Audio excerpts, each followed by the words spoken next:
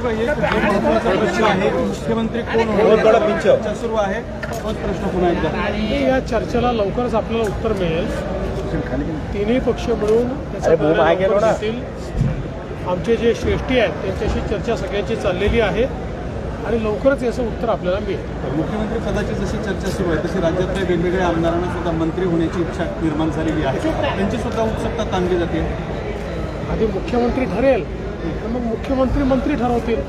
त्यामुळे मला असं वाटतं की आधी मुख्यमंत्र्यांची वाट पाहावी, त्यानंतर मंत्र्यांची पण जी काही नावं आहेत ती आपल्या लक्षात येतील. ईव्हीएम वरून विरोधी पक्ष आता जन आंदोलन सुरू करत आहे.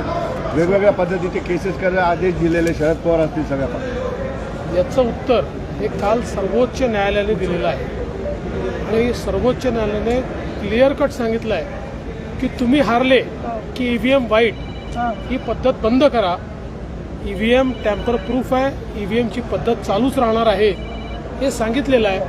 हा रडीचा डाव आता बंद केला. काँग्रेस आणि राष्ट्रवादीची मते ठाकरेंना मिळाली नसल्यामुळे ते आगामी निवडणुका स्वबळावर लढवणार असल्याचं तेव्हा ते महाविकास आघाडीतून बाहेर पडण्याची चर्चा असेल. मला याची काही भाजपा आता स्थानिक स्वराज्य संस्था स्वबळावर लढणार अशी चर्चा. ते तर आम्ही मिळून ठरवतो. काही अजून वेळ आहे तर शपथविधी